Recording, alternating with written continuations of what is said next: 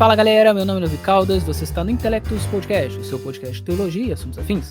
Esse é mais um episódio extra em que nós pegamos algum conteúdo da internet para avaliar e hoje nós vamos continuar analisando um vídeo do Rodrigo Custódio do canal Para Que Possamos, que é um canal anti-adventista, um vídeo que não deu para eu analisar tudo no episódio passado, porque ficou muito grande. Então nós vamos continuar analisando esse vídeo hoje. Antes de mais nada, você já sabe, se você está ouvindo esse podcast no YouTube, não deixe de curtir, comentar, compartilhar, se inscrever no canal, caso não seja inscrito, e ativar o sininho de notificações para não perder as nossas atualizações. Se estiver ouvindo esse podcast em outra plataforma de vídeos ou de podcast, também não deixe de divulgar esse trabalho. Você também pode ajudar financeiramente esse podcast fazendo um Pix para a chave davicaldasb, esse B é de Bezerra, @gmail.com. Dito isso, vamos começar o episódio. Bom, no episódio passado, nós começamos a avaliar um vídeo do Rodrigo Custódio, do canal Para Que Possamos, que é um vídeo em que ele reage a alguns trechos de uma palestra minha. Na verdade, é a segunda palestra de uma série de 5 palestras sobre Ellen White e Sola Scriptura. Então, ele reage a alguns trechos desse vídeo e eu comecei a analisar o conteúdo dele a respeito do meu conteúdo. Mas eu vi que ia ficar muito grande o episódio, então eu resolvi cortá-lo, fatiá-lo em 2. Então agora nós vamos continuar a nossa avaliação. E vamos continuar exatamente no ponto em que nós paramos no episódio anterior. Vamos para o próximo trecho? Quando a gente usa algo bom da maneira errada, isso pode se tornar uma maldição. Por exemplo, a lei. A lei é boa. Paulo vai dizer que a lei é santa, justa e boa. Mas se você usa a lei, por exemplo, como meio de salvação, que é um lugar que pertence apenas a Jesus, aí você está com um problema. E isso, no Novo Testamento, por exemplo, era condenável pelos apóstolos, em especial o apóstolo Paulo. E olha só que coisa interessante, né? Concordo 100% com o que ele falou. Por quê? Você falar isso dentro de uma igreja adventista, deixa eu dar para você a dimensão do que esse rapaz fez.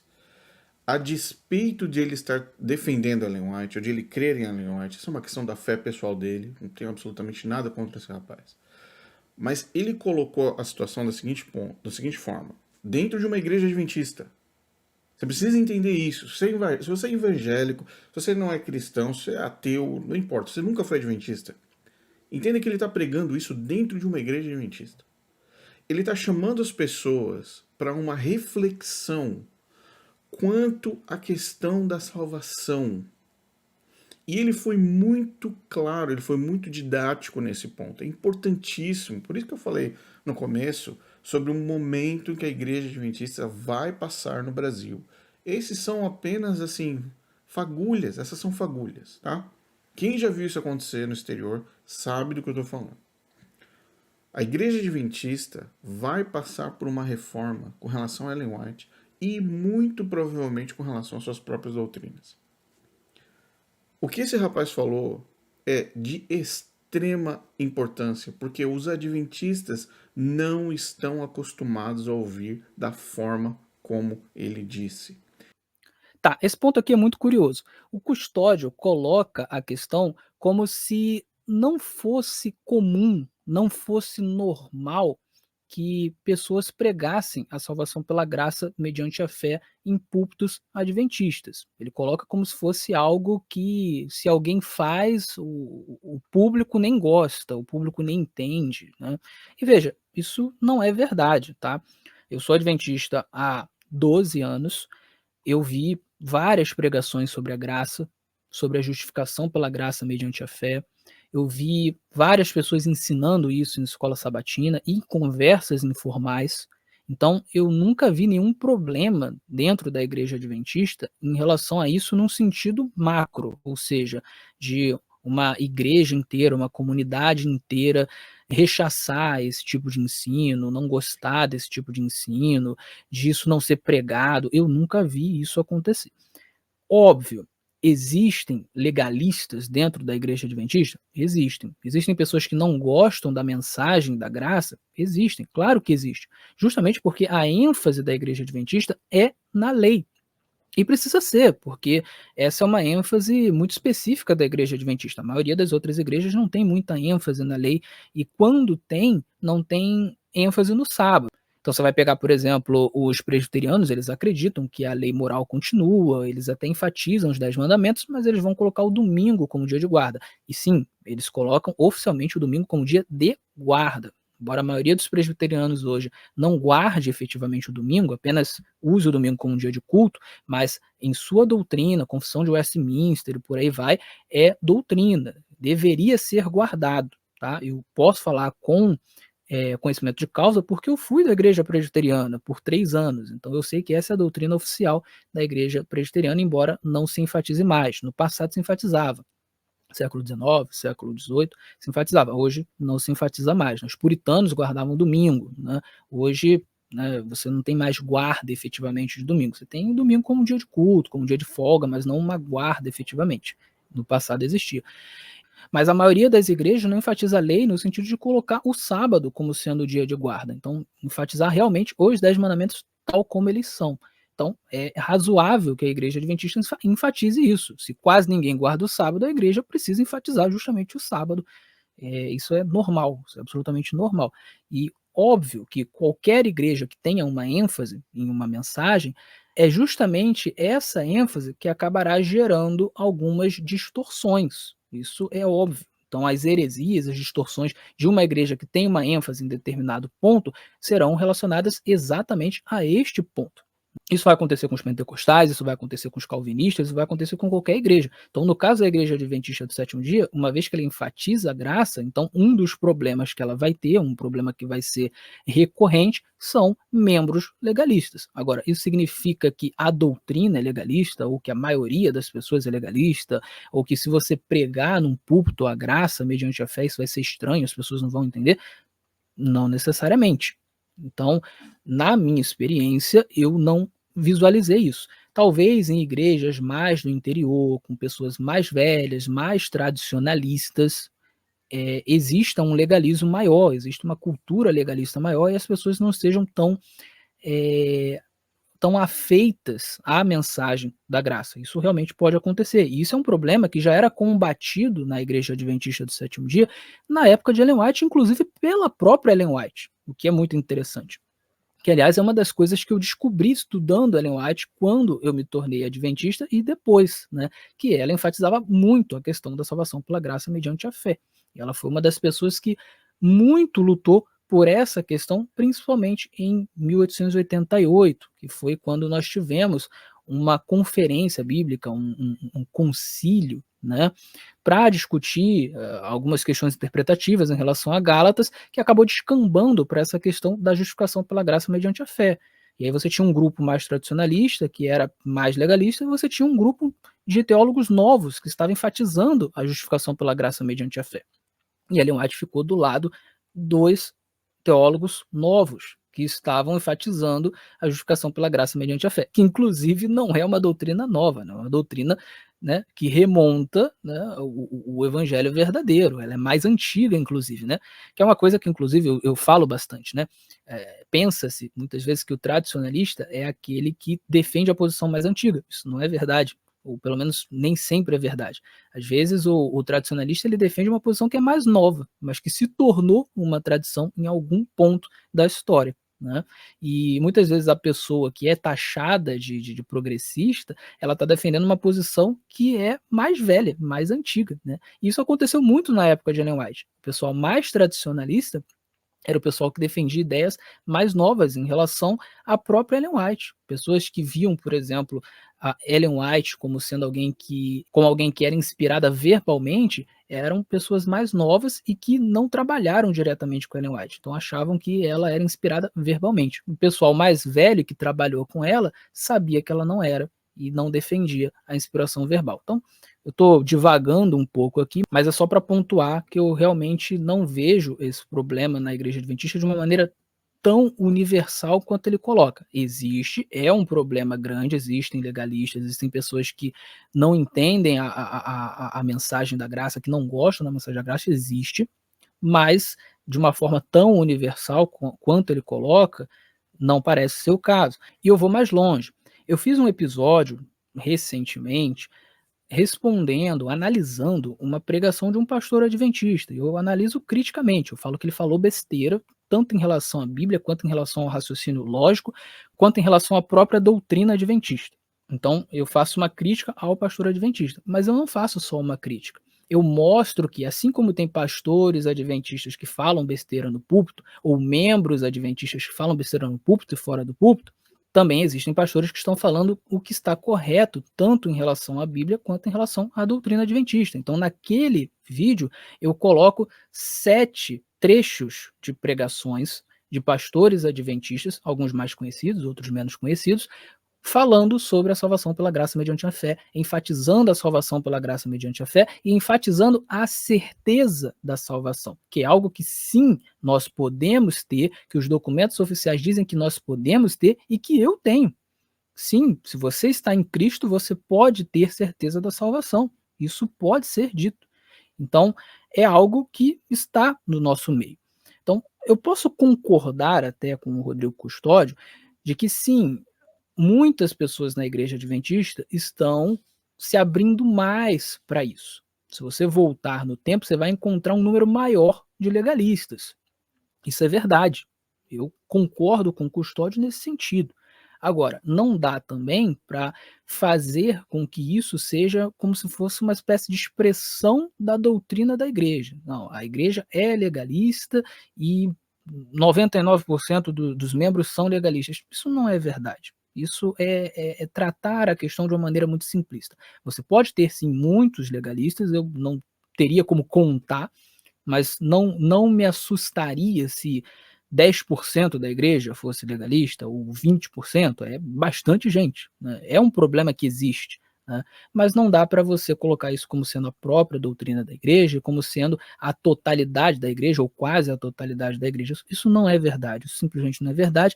E sim, as pessoas estão se abrindo mais a isso, graças a Deus por isso, é a mensagem adventista real sendo aceita, né? É o que foi decidido em 1888 sendo aceito, porque a salvação é pela graça mediante a fé. Ponto.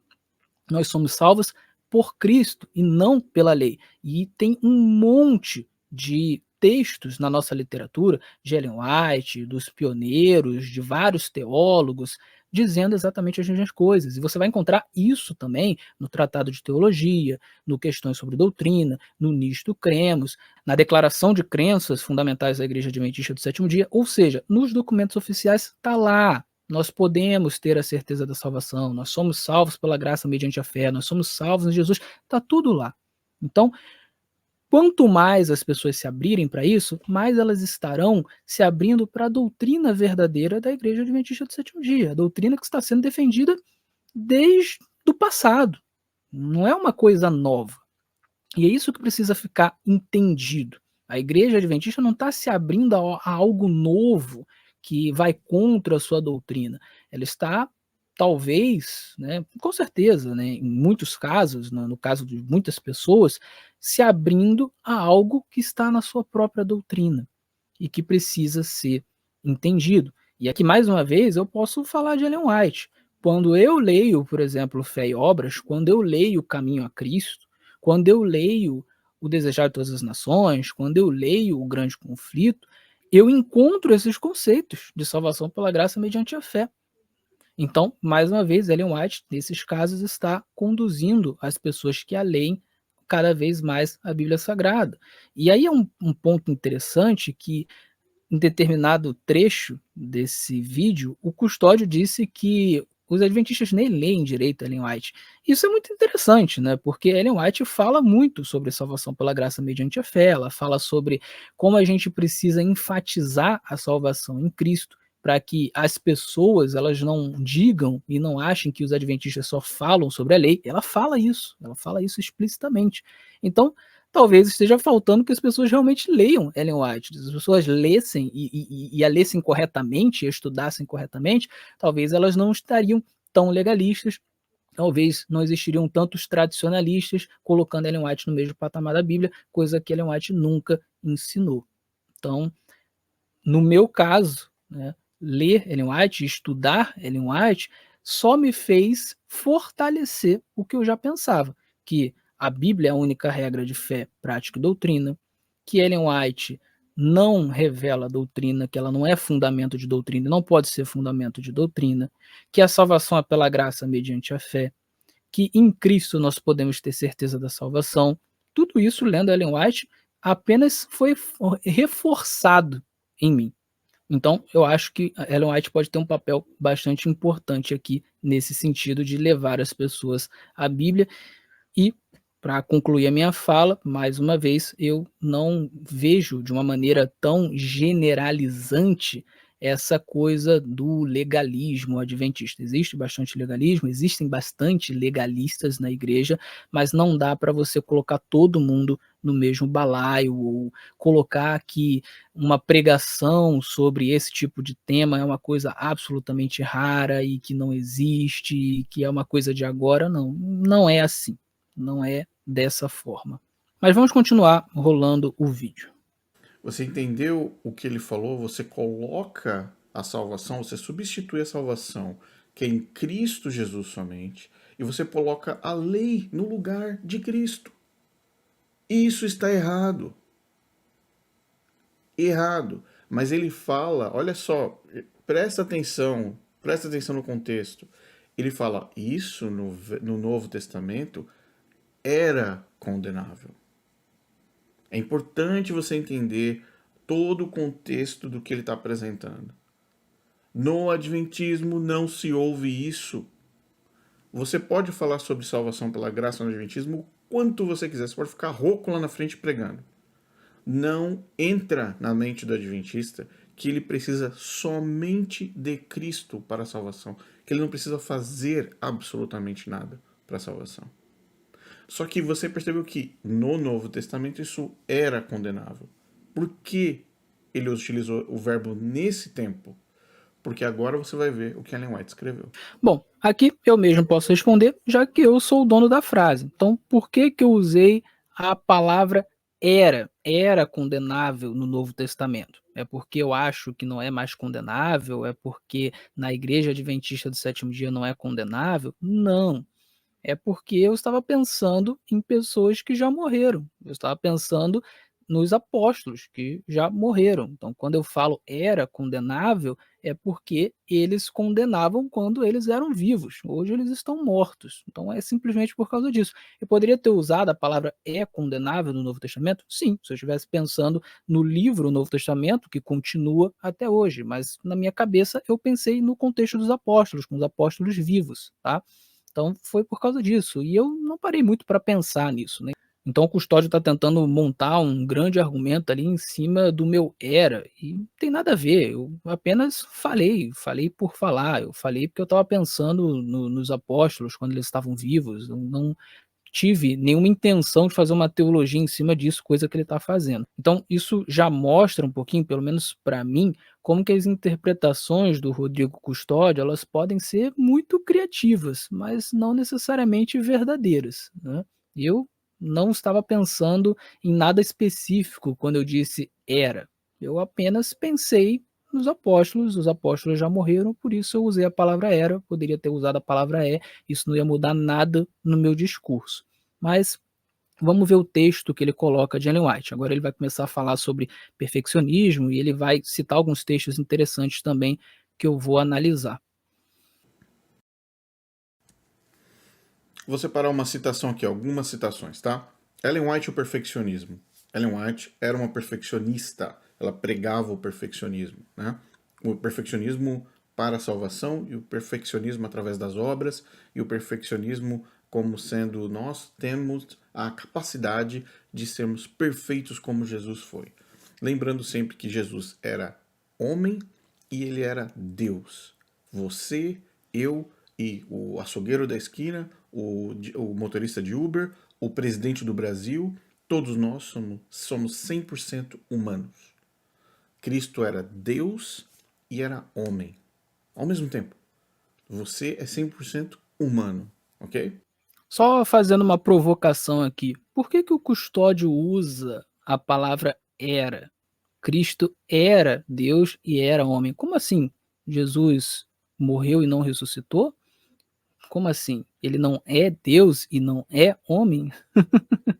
Mas enfim, eu só estou mostrando como que as interpretações do Custódio, elas não servem, né, tanto que se forem utilizadas, ele cai nas próprias nos próprios problemas que ele aponta nas pessoas, né. Então ele implicou com o meu era, e tá aí ele usando a palavra era para Jesus, né, ué, mas Jesus era Deus, não é mais? Né, enfim, é isso, né. Mas vamos continuar. Agora, isso Ellen White não entendeu. Lê comigo. A influência do tentador não deve ser considerada desculpa para qualquer má ação. Satanás rejubila quando ouve os professos seguidores de Cristo apresentarem desculpas quanto à sua deformidade de caráter. Ela provavelmente não tinha nenhuma deformidade de caráter, né? São essas desculpas que levam ao pecado. Não há justificativas para pecar. Leia o que ela disse aqui em A Fé pela Qual Eu Vivo, página 91. Você pode ir no YouTube, você pode ir no Google, você pode baixar o PDF, é de graça, tá? A Fé pela Qual Eu Vivo, página 91. Não há justificativas para pecar. Então, você, ser humano, você não tem justificativas para pecar. Uma santa disposição, uma vida cristã são acessíveis a todo filho de Deus arrependido e crente. Acompanhe comigo essa parte. O ideal do caráter cristão é a semelhança com Cristo. Como o Filho do Homem foi perfeito em sua vida, assim devem seus seguidores ser perfeitos na sua. Manda-nos que, pela fé nele, atinjamos a glória do caráter de Deus. Ok, isso aqui é muito interessante. O Custódio usa esse texto para dizer que Ellen White era uma perfeccionista, que ela acreditava que nós devemos ser absolutamente perfeitos, podemos ser absolutamente perfeitos, no sentido de não ter nenhum pecado, né? Então eu hoje parei de pecar e aí eu vivo o resto da minha vida sem pecado nenhum, né? Absolutamente perfeito. Então essa é a ideia perfeccionista. Só que não tem como você usar esse texto para isso, né? Eu vou explicar por quê. Primeiro, de fato, não há justificativa para pecar. Pecado não é uma coisa que se justifica.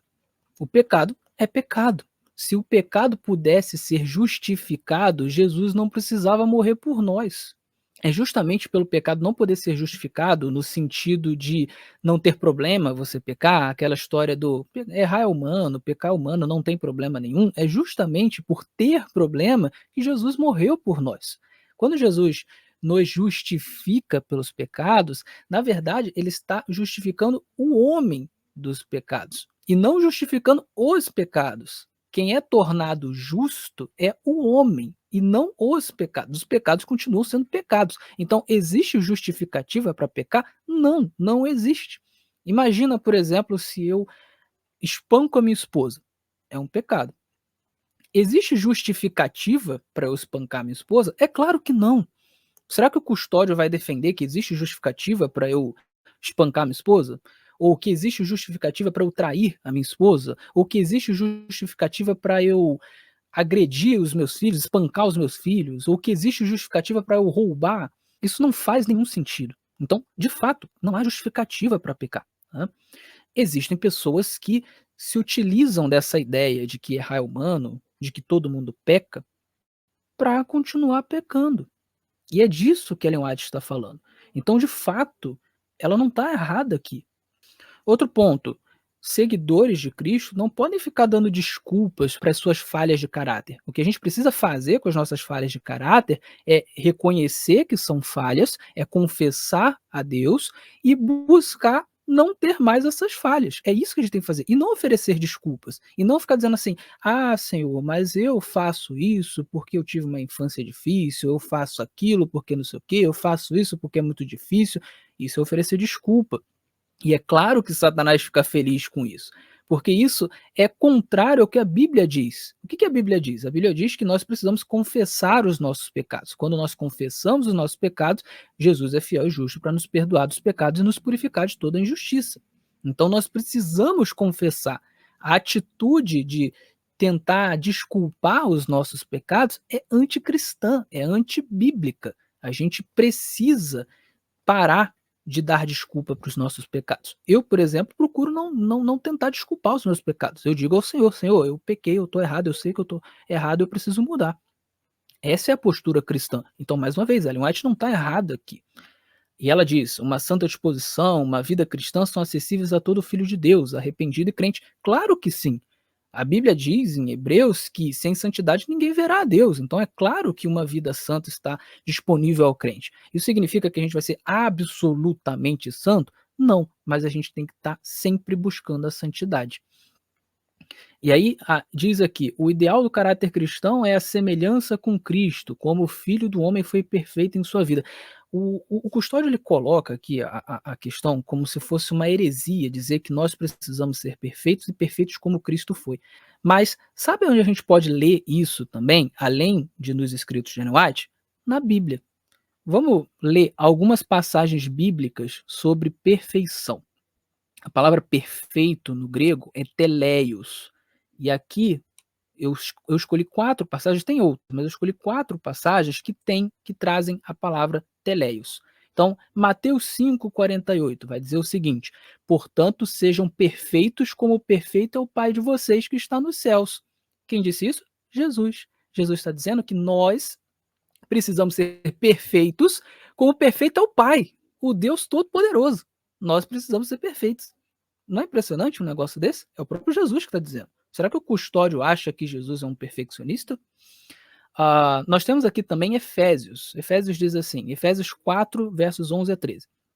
E ele mesmo, Jesus, deu uns para apóstolos, e outros para profetas, e outros para evangelistas, e outros para pastores e doutores, querendo o aperfeiçoamento dos santos, para a obra do ministério, para a edificação do corpo de Cristo, até que todos cheguemos à unidade da fé e ao conhecimento do Filho de Deus, a varão perfeito, à medida da estatura completa de Cristo. Então veja, Deus quer que nós cheguemos a ser varões perfeitos. E o que é um varão perfeito? É um varão que está à medida da estatura completa de Cristo.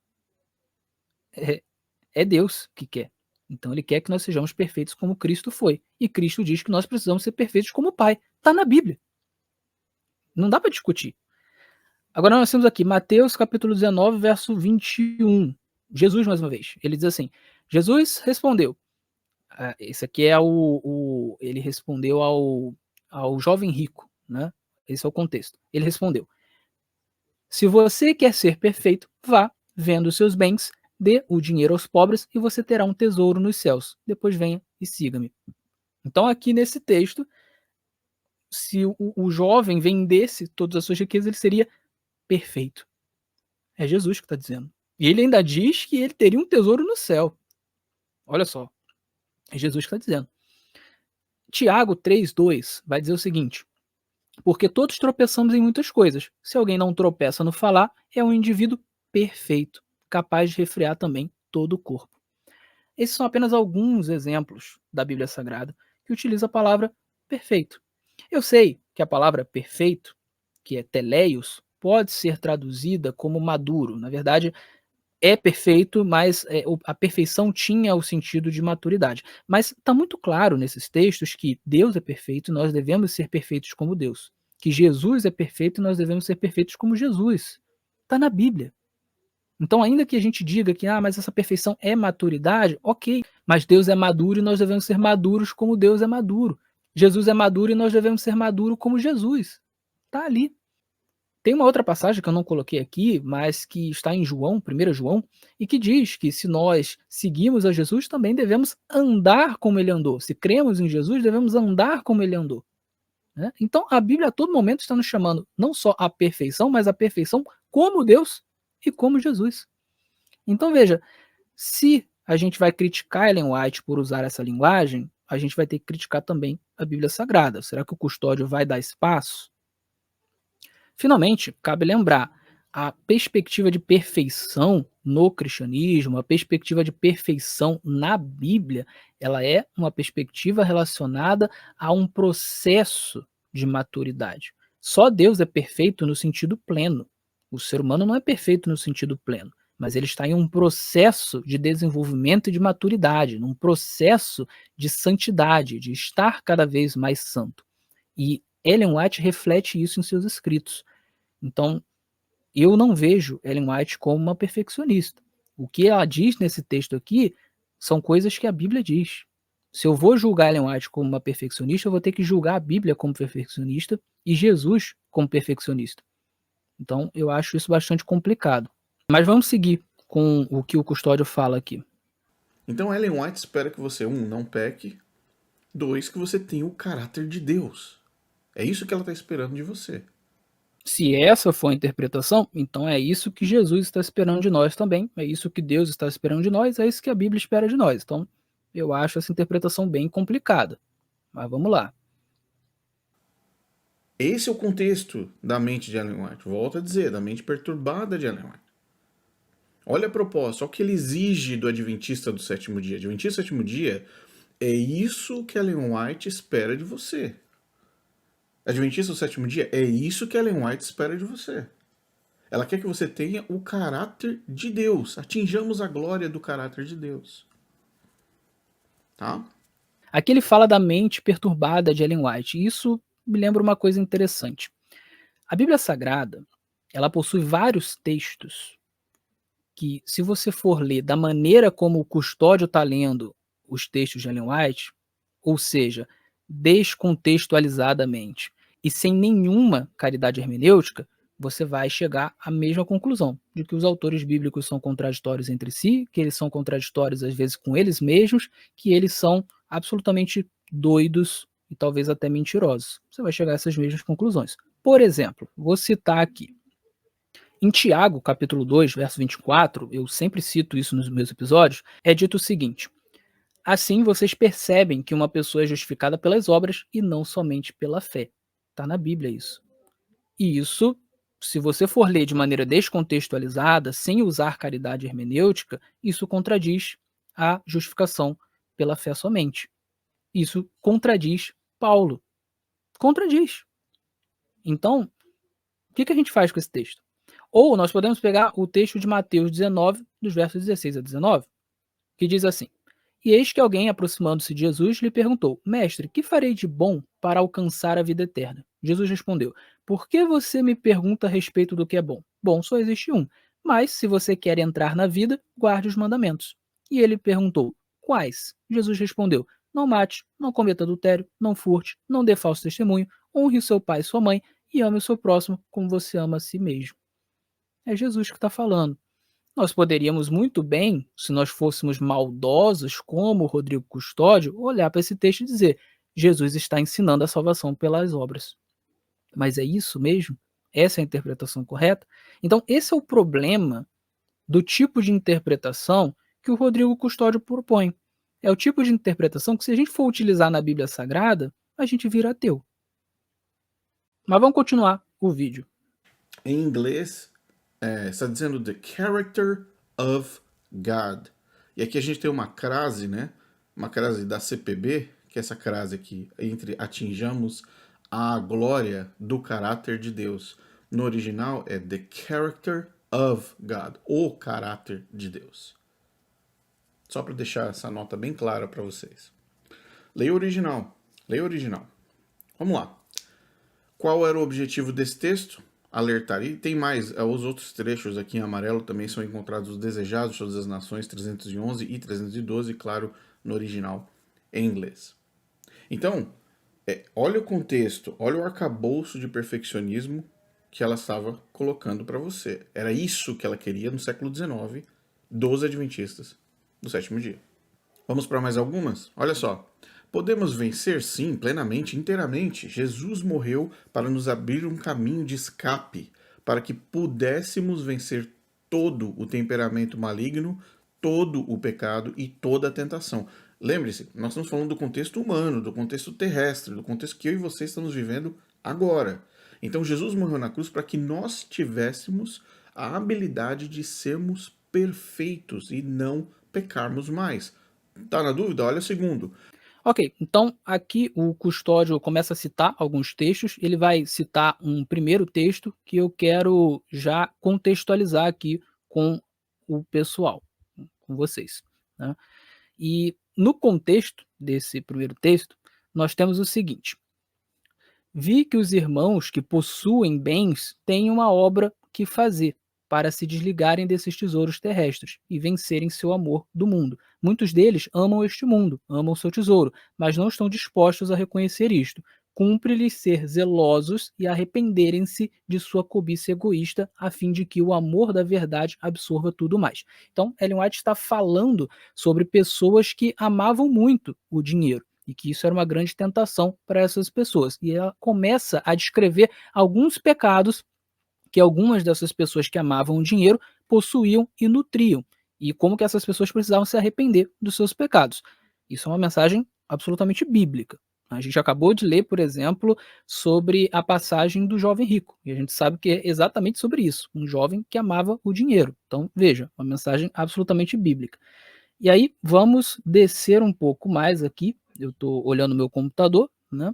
Então vamos descer o arquivo aqui um pouco mais. Tem um outro trecho aqui que diz o seguinte: vi que muitos têm tanto lixo acumulado à porta do coração que não a podem abrir.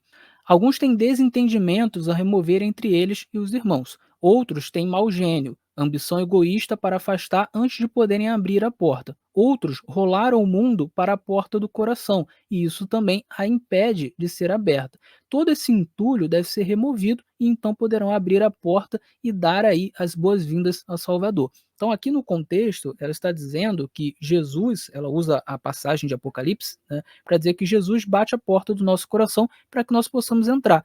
Mas muitas vezes as pessoas estão com tanto entulho dentro do seu coração que eles não conseguem abrir a porta para o Salvador. E é importante notar aqui que Ellen White está falando de pessoas que já conhecem a Cristo, que já estão na igreja, que já são cristãs. Ou seja, ela está falando de uma obra de reavivamento, pessoas que estão cheias de pecado e que precisam abrir a porta para Jesus, ou seja, Jesus precisa entrar novamente na vida dessas pessoas, porque essas pessoas estão na igreja, mas estão afastadas. Ela vai estar no contexto, inclusive, a igreja de Laodiceia. E ela vai dizer o seguinte: unicamente os que se arrependem hão de alcançar o favor de Deus. Ou seja, se você expulsou Jesus do seu coração, se você colocou tanto lixo no seu coração que Jesus não está conseguindo entrar, você precisa se arrepender desses pecados para que ele entre. Óbvio, esse entrar e sair é uma metáfora, né? Se uma pessoa ela está em Cristo, né, então Jesus ainda está no coração dessa pessoa. No entanto, nós temos livre-arbítrio. Nós podemos começar a pecar e pecar e pecar e encher o nosso coração de lixo e expulsar Jesus de nós, né? Jesus vai se afastando, aliás, nós vamos nos afastando cada vez mais de Jesus. Isso é possível, né? Pelo menos dentro de um pensamento arminiano. Então, o que ela está dizendo é, as pessoas que estão nessa condição, elas precisam se arrepender para alcançar o favor de Deus, né? E, obviamente, isso não é algo que a pessoa faz absolutamente sozinha. Existe o livre-arbítrio, mas o Espírito Santo está convidando essa pessoa o tempo todo ao arrependimento. Então não é algo que vem dela mesmo, né? Deus faz a obra, mas a pessoa ela tem a opção de dizer sim ou não. Pelo menos é isso que os arminianos creem, né? E é a partir daí que vem a seguinte passagem: ao que vencer, lhe considerei que se assente comigo no meu trono, assim como eu venci e me assentei com o meu Pai no seu trono. Apocalipse 3, 21. Podemos vencer. E aí vem a frase que ele colocou: sim, plena e inteiramente. Jesus morreu a fim de prover-nos um caminho de escape, de modo que podemos vencer todo mau gênio, todo pecado, toda tentação e, por fim, sentar-nos com ele. Temos o privilégio de ter fé e salvação. Veja, dentro do contexto, o que Ellen White está querendo dizer é que aquelas pessoas com dinheiro, com posses, que estavam sendo tentadas em várias questões relacionadas a dinheiro e posse, né, que amavam tanto o dinheiro e que estavam com tanta sujeira no coração, essas pessoas precisavam se arrepender. E o que ela está dizendo é: nós podemos vencer, vocês podem vencer, vocês podem sair dessa situação, vocês podem vencer todas essas tentações. Então ela, veja, Ellen White não está discutindo aqui a absoluta perfeição do ser humano no geral. Ela não está fazendo uma teologia sobre a possibilidade do ser humano no geral ser absolutamente perfeito em todas as áreas da vida, em todos os pecados. Não é esse o contexto. O contexto é pessoas que estavam com esses problemas relacionados a amor ao dinheiro e coisas semelhantes, essas pessoas poderiam vencer esse problema. Pessoas que estavam cheias de lixo no coração, e que, portanto, estavam cada vez mais afastadas de Jesus, essas pessoas poderiam vencer esses problemas. Então, nesse sentido específico, todas as tentações poderiam ser vencidas. Todo mau gênio poderia ser vencido. Então, a discussão está muito localizada aqui. E veja, não há nada de errado em você chegar para uma pessoa que ama o dinheiro, que é materialista, que é consumista, que está com vários desses problemas, e dizer assim: você pode vencer essas tentações, você pode vencer esses problemas, você pode ser totalmente livre disso. É só você abrir o seu coração de fato para Jesus, se arrepender dos seus pecados, deixar que Jesus efetivamente entre. Você está amando mais os pecados do que Jesus. Mas se você deixar Jesus entrar, você consegue resolver esse problema. É perfeitamente razoável que isso seja dito, né? Então, não existe nenhum. É forçar muito o texto dizer que Ellen White está aqui fazendo uma teologia da perfeição absoluta. Não, ela está falando de uma vitória que as pessoas que têm um pecado específico podem obter. Uma vitória completa em Jesus. É perfeitamente razoável você dizer isso. Ou nós deveríamos dizer para pessoas que estão repletas de um determinado pecado, afogadas em um determinado pecado, nós deveríamos dizer: olha, não tem jeito, tu não consegue resolver isso não, né? Jesus não pode te ajudar, você vai continuar tendo esses problemas, você não vai conseguir vencer essas tentações jamais, e é isso. Será que essa deveria ser a nossa mensagem para essas pessoas? Não parece ser o caso. Mas vamos ver os outros textos que o, que o Rodrigo coloca. Nem por um pensamento ele, Cristo, cedeu à tentação. Assim pode ser conosco. O desejado de todas as nações, página 123, dentro do original, da edição original. Ou seja, ela continua comparando Cristo com você. É óbvio que tem arianismo no meio, tem uma série de questões que a gente não vai entrar agora. Vamos lá. Essa citação do desejado de todas as nações, no seu contexto, é muito interessante e contradiz totalmente o que o Custódio fala aqui. Então vamos começar com o parágrafo anterior. Veja o que diz. Logo na primeira linha. Em nossa própria força é-nos impossível escapar aos clamores de nossa natureza caída. Então ela já começa dizendo que em nossa própria força a gente não consegue vencer. Então ela já está colocando aqui o problema do ser humano em relação à depravação total. Ele não consegue resolver o problema sozinho, em sua própria força. Isso aqui já é meio estranho em relação ao que o Custódio está tentando defender, que é o perfeccionismo, porque ela está dizendo que é impossível escapar em nossa própria força, na nossa natureza caída. Tá aí, mais um pouco adiante, ela vai falar aqui sobre como Satanás ele nos tenta o tempo todo, ele aproveita que nós temos uma natureza caída e por aí vai. E aí, no parágrafo seguinte, nós lemos o seguinte: o que está lutando contra o poder do apetite, olha o Salvador no deserto da tentação. Então veja, Ellen White está conversando aqui com pessoas que estão lutando contra tentações, que estão lutando contra o poder do apetite. E aí ela diz: olha, você está tendo tentações, você está com dificuldade de vencer um pecado, olhe para o Salvador no deserto da tentação. Então, guarde isso. A Ellen White está falando com pessoas específicas, pessoas que estão lutando contra tentações. E aí, um pouco mais adiante, vem o trecho que ele leu, né, que vai dizer o seguinte, um pouquinho antes. Nada havia nele que correspondesse aos sofismas de Satanás. Ele não consentia com o pecado, nem por um pensamento cedia à tentação. O mesmo pode se dar conosco. A humanidade de Cristo estava unida à divindade, estava habilitado para o conflito, mediante a presença interior do Espírito Santo, e veio para nos tornar participantes da natureza divina. Enquanto a ele estivermos ligados pela fé, o pecado não mais terá domínio sobre nós. Deus nos toma a mão da fé e a leva a apoderar-se firmemente da divindade de Cristo, a fim de atingirmos a perfeição de caráter. Então, note, Ellen White está falando com pessoas específicas que estão lutando contra a tentação. Ela afirma que não é possível nós, com nossa própria força, levando em conta que nós temos a natureza caída, vencermos a tentação. Mas nós podemos olhar para Cristo, inclusive olhar para Cristo no deserto da tentação. E nós podemos, com fé, a partir da fé em Jesus, vencer o pecado, não estar mais debaixo do domínio do pecado, que é inclusive algo que Paulo diz. Paulo diz que pela fé nós não estamos mais debaixo do domínio do pecado. Então, o que ela está dizendo é, tomando Cristo como exemplo, e tendo fé em Jesus, é possível você que está passando por tentações, que está lutando contra uma tentação específica que você não consegue vencer, é possível você vencer, assim como Jesus venceu. Então agora eu quero que o ouvinte pense no seguinte: pense em uma pessoa que está lutando contra uma tentação real, alguém que está lutando contra a tentação do adultério, por exemplo, ou com algum outro tipo de tentação sexual, ou contra a tentação do consumismo. Enfim, pense em alguma tentação, né. Essa pessoa ela pode vencer essa tentação em Cristo Jesus? Se ela mantiver fé em Cristo Jesus, ela pode vencer essa tentação?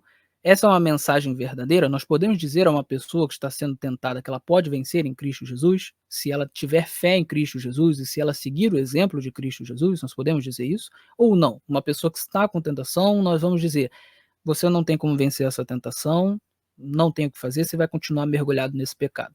É essa mensagem que nós temos que dar para as pessoas? Sabe, isso não faz nenhum sentido. Então o que a Ellen White está falando aqui, o que ela está fazendo, é uma mensagem pastoral. A pessoa que está sendo tentada, imagine um cristão, tem cristãos que passam por isso, que ele está tentando resolver um pecado que ele cai sempre, ele não consegue resolver e ele se sente extremamente amargurado e triste por isso, porque ele é um cristão. Então ele peca e ele não quer pecar, né? E ele está sempre caindo nessa tentação. Nós podemos dizer a essa pessoa que em Cristo ela pode vencer, que é possível ela vencer. Nós devemos exortar essa pessoa nesse sentido, dizendo que ela deve continuar e que ela deve manter a fé em Cristo e olhar para Cristo e ter Cristo como exemplo, porque é possível ela vencer essa tentação?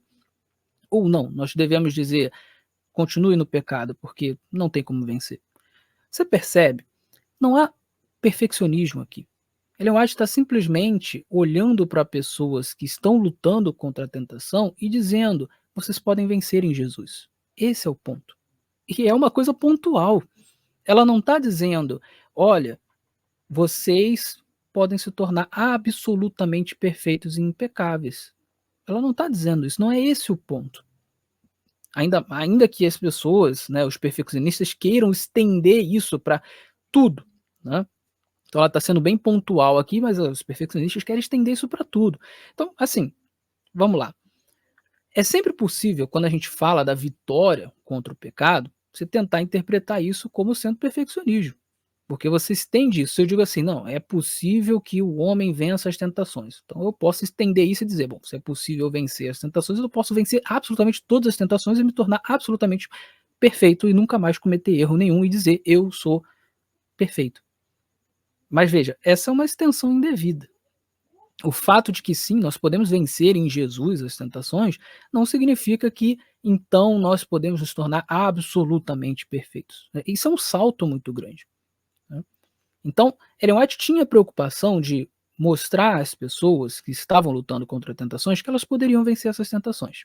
Ela tinha preocupação também de mostrar às pessoas que continuavam no pecado e descansavam no fato de que, ah, eu sou um pecador, então é isso mesmo. Ela tinha preocupação de mostrar que eles estavam errados, que você não deve agir assim, porque sem santidade ninguém verá a Deus, é o que está na Bíblia. Nós temos que andar em santidade, nós temos que lutar contra o pecado, né? Agora, daí é você pegar essas mensagens e estender, estender, até dizer que então, olha, nós podemos ser absolutamente perfeitos, isso não faz sentido, né? Se você for fazer isso com Ellen White, dá para fazer isso com a Bíblia também, porque a Bíblia também fala em termos muito semelhantes, como eu já mostrei aqui, a questão da perfeição, essa coisa toda. Então, eu acredito que esse caminho ele não é um caminho saudável de interpretação. Mas vamos continuar rolando aí o vídeo do custódio. Mas é isso que ela quer dos adventistas. Vamos para mais uma. Para deixar Jesus entrar em nossos corações, devemos parar de pecar. Signs of the Times, 3 de março de 1898, dentro do original. Então, para Jesus entrar no seu coração, você tem que parar de pecar. Me fala como o ser humano, que é 100% humano, eu e você não somos seres humanos e Deus ao mesmo tempo. Nós somos humanos, 100% humanos.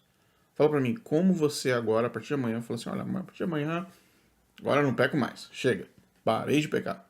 Não vou mais xingar no trânsito, não vou mais mentir, não vou mais chutar o gato na rua, já não vou mais fazer nenhum tipo de falcatrua, vou ser 100% honesto, vou ser 100% santo, santo, santo, 100%. Não vou pecar nunca mais. E eu tenho controle para fazer isso. Eu tenho controle para fazer isso. Né? Vamos lá. Em relação a essa terceira citação, eu procurei, não consegui encontrar. Então, talvez exista algum erro aí no que ele colocou, né? Eu não achei na Sign of Times do dia 3 de março de 1898 essa citação. Então, eu não tenho como comentá-la. Vamos para a última, porque a última eu encontrei. Terceiro, quarto, ser redimido. Olha, tem que ter paciência para essas coisas. Ser redimido significa cessar o pecado. Para você ser redimido em Cristo Jesus, significa cessar o pecado. Perfeccionismo. Ok, essa é a última citação que o Custódio coloca. E isso aqui é muito engraçado, porque o contexto de todas essas situações, esse é o que o contexto mais é contrário ao que o Custódio fala, né. E me parece que ele realmente não leu o contexto dessa citação. Então, vamos ao contexto dessa citação. Então, para começar, o artigo dessa citação, ele se chama autoexaltação. E o que Ellen White faz nesse artigo? Ela fala contra a postura das pessoas se autoexaltarem, exaltarem a si mesmas, acharem que elas são muito boas, que elas são perfeitas. É exatamente isso, esse é o contexto. E eu vou ler aqui 3 parágrafos desse texto para você ter uma ideia do que ela está falando. Então vamos lá. Muitos veem muito o que admirar na vida de Cristo, mas o verdadeiro amor por ele nunca poderá habitar no coração dos que se auto-justificam. Não ver a nossa própria deformidade é não ver a beleza do caráter de Cristo. Quando estivermos totalmente despertos para a nossa própria pecaminosidade, apreciaremos a Cristo. Quanto mais humilde for a nossa visão de nós mesmos, mais claramente veremos o caráter imaculado de Jesus. Aquele que diz, sou santo, não tenho pecado, engana-se a si mesmo. Alguns disseram isso e alguns até ousaram dizer, eu sou Cristo. Alimentar tal pensamento é blasfêmia. Não ver o contraste marcante entre Cristo e nós mesmos é não nos conhecermos. Quem não se abomina não consegue compreender o significado da redenção. Ser redimido significa cessar o pecado. Nenhum coração incitado à rebelião contra a lei de Deus tem qualquer união com Cristo, que morreu para vindicar a lei e exaltá-la diante de todas as nações, línguas e povos. A autocomplacência farisaica e as suposições ousadas de santidade são abundantes. Há muitos que não se veem à luz da lei de Deus. Eles não detestam o egoísmo, portanto, eles são egoístas. Suas almas estão manchadas e contaminadas. No entanto, com lábios manchados pelo pecado, eles dizem: Eu sou santo. Jesus me ensina que a lei de Deus é um jugo de escravidão. Aqueles que dizem que devemos guardar a lei caíram em desgraça.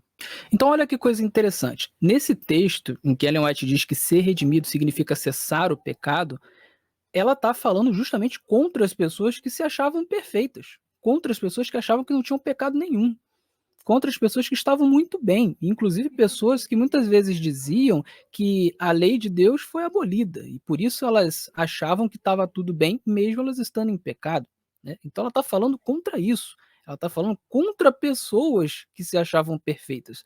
Não tem perfeccionismo aqui. Ou seja, no fim das contas, ela está dizendo que o padrão de Deus é tão alto, mas tão alto, porque ele é santo, porque ele é absolutamente puro, muito mais puro que nós, que não tem como nós dizermos que somos absolutamente perfeitos, porque o padrão é alto demais. Então isso é uma forma de nós vermos como que Deus é maior que nós e de sermos humildes. É por isso que ela fala que ser redimido é cessar o pecado. O que ela está dizendo no fim das contas é que a única forma de nós entrarmos no céu é não haver mais pecado. E isso, óbvio, chama a nossa atenção, porque nós somos pecadores. Então é nesse momento que nós dizemos: bom, então nesse caso não tem como entrar no céu. É absolutamente impossível ser salvo. Mas aí entra o que a Bíblia diz: o que é impossível ao homem é possível a Deus. Deus nos salva, Jesus nos salva, porque ele nos justifica. E aí, só para terminar o texto, né, ela ainda vai dizer, né, que bem-aventurados são aqueles que guardam os mandamentos, e no parágrafo posterior nós lemos o seguinte: devemos decidir por nós mesmos se estas palavras nos serão ou não ditas.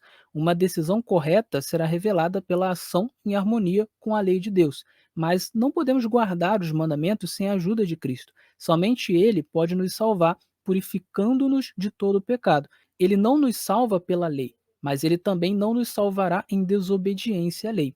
Ele nos atrai a si porque foi elevado na cruz do Calvário. Então, no fim das contas, o argumento de Ellen White é o seguinte: ninguém pode se dizer absolutamente perfeito, porque a régua de Deus é alta demais. Isso implica, evidentemente, que ninguém pode ser salvo. É aí que entra Jesus. Jesus pode nos salvar. No entanto, Jesus nos salva não para que nós sejamos desobedientes, mas para que nós sejamos obedientes. Ele nos salva para sermos santos. Ele nos salva para que nós tenhamos boas obras. Então, o que Ellen White coloca é: a lei não salva, mas os salvos guardam a lei. É o que se espera dos salvos. É por isso que Jesus vai dizer que quem o ama guarda os seus mandamentos. É o natural. A fé viva, a fé verdadeira, é aquela que gera obediência. Não vai ser uma obediência absolutamente perfeita, mas vai ser um caminhar com Jesus, um caminhar em santidade. É por isso que ela vai dizer que ele não nos salva pela lei, mas ele também não nos salvará em desobediência à lei. O que isso significa? Significa aquilo que Paulo vai dizer, por exemplo, em 1 Coríntios, ou que vai dizer em Gálatas, né, onde ele faz a lista de quem não vai entrar no reino dos céus. Ele vai dizer: adúlteros não entrarão no reino dos céus, feiticeiros não entrarão no reino dos céus, bêbados, maldizentes. Ele faz essas listas. Eu já mencionei isso em vários episódios. Por que Paulo faz essas listas? Porque essas pessoas são transgressoras da lei de Deus. E todos não são transgressores? Todos são, mas existe uma diferença entre posturas. Há pessoas que transgridem, mas não querem transgredir. Então elas logo pedem perdão, se arrependem, procuram andar com Jesus, procuram obedecer a Jesus, procuram sempre melhorar. Essa é a postura de quem anda com Deus. E existem as pessoas que são transgressores das leis, são transgressores da lei no sentido sistemático. Elas não se arrependem, elas continuam fazendo, não há melhora, elas não andam com Jesus, elas não querem andar com Jesus, elas querem andar no pecado. É o que Paulo diz. Aquele que tem fé verdadeira em Jesus, ele não está mais submetido ao pecado. Mas aquele que não tem essa fé verdadeira, ele está debaixo do pecado. Então, mais uma vez, as interpretações do custódio aqui, elas são muito ruins, elas são muito frágeis. No fim das contas, o que o custódio tenta fazer aqui é concordar com a interpretação dos adventistas mais tradicionalistas que existem, dos adventistas perfeccionistas. Então ele pega a ala mais fanática da Igreja Adventista do Sétimo Dia e concorda com a interpretação deles. Interpretações que são bizarras, que são absurdas. E ele concorda com essas interpretações. É por isso que eu sempre digo, os críticos médios do adventismo, eles são muito parecidos com os tradicionalistas adventistas, os mais tradicionalistas, os mais fanáticos dos tradicionalistas. É possível colocar os dois grupos numa sala e eles vão concordar com muita coisa, né? Inclusive a visão que eles têm de Ellen White é muito parecida, né? Os tradicionalistas colocam Ellen White no mesmo patamar da Bíblia, e os críticos entendem que é isso mesmo, que Ellen White está no mesmo patamar da Bíblia aí, por isso que eles discordam, né, de Ellen White, né? Então, mas a interpretação é igual, né? Os tradicionalistas entendem que Ellen White se via como uma Bíblia 2.0, e os críticos do Adventismo também entendem da mesma forma. Então, eles são muito parecidos. Não por acaso, o George Knight, um teólogo adventista, um dos maiores historiadores, se não o maior historiador da Igreja Adventista, ele faz uma observação muito perspicaz. Ele diz que a maioria daqueles que eram adventistas e saíram da igreja e se tornaram opositores da igreja, se tornaram inimigos da igreja adventista, a maioria desses, quando estavam lá dentro, eram pessoas que colocavam Ellen White num patamar quase igual à Bíblia. Eram pessoas que viam Ellen White como muito maior do que ela mesma se via e colocavam ela num pedestal. A colocavam num pedestal. E aí, no momento em que as pessoas passam por uma desilusão em relação a Ellen White, elas se tornam absolutamente inimigas, tanto de Ellen White quanto da Igreja Adventista. Então, existe muito, em termos psicológicos, uma questão emocional aqui. Muitos dos anti-adventistas foram adventistas tradicionalistas e muito fanáticos. E aí eles acabam indo de um extremo ao outro. Eu não sei se foi o caso do Rodrigo Custódio, mas não me surpreenderia se eu descobrisse que sim, o Rodrigo Custódio, quando adventista, foi alguém extremamente fanático em relação a Ellen White, com uma família extremamente fanática em relação a Ellen White, extremamente fanático em relação à Igreja Adventista, um hiper-tradicionalista. Né? E isso explicaria por que ele acabou virando a chave e indo para um outro extremo. Né? Não me surpreenderia, isso aconteceu com muita gente ao longo da história. Bom, como eu disse, eu não vou analisar todo o vídeo do Custódio, porque é muito grande e só isso aqui já me gastou muito tempo, né? Então eu vou parar por aqui. Eu queria mais analisar mesmo as citações que ele fez e eu chego à conclusão de que essas citações não provam os pontos do Custódio. Na verdade, esse vídeo do Custódio, ele só reforça aquilo que eu tenho percebido, que falta aos críticos médios do Adventismo caridade hermenêutica e contextualização das passagens. Então, eles tentam interpretar os textos de Ellen White e os textos dos adventistas da pior maneira possível, que é justamente contrário ao princípio da caridade hermenêutica, que é o princípio de que você tem que avaliar, analisar o texto da melhor maneira possível, tentar fazer a melhor interpretação possível, né? E daí se deriva também o segundo erro, né? Porque quando você não usa de caridade hermenêutica, você não vai fazer uma interpretação contextualizada. Você vai interpretar de qualquer maneira. Então, dane-se o contexto.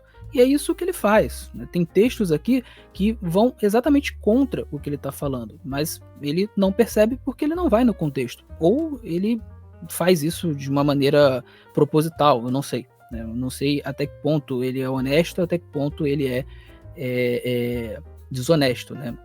Pelo que eu já vi, algumas coisas que o Custódio falou, né?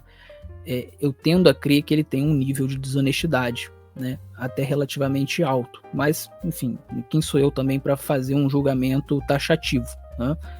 Então, não me convenceu, né, o que o Custódio colocou. Me parece que ele força muito a barra, ele faz interpretações que são muito ruins, né, e por conta disso eu continuo crendo nos textos de Ellen White, em que ela se coloca favorável ao solo escritura, em que ela se coloca favorável à justificação pela graça mediante a fé, a salvação pela graça mediante a fé.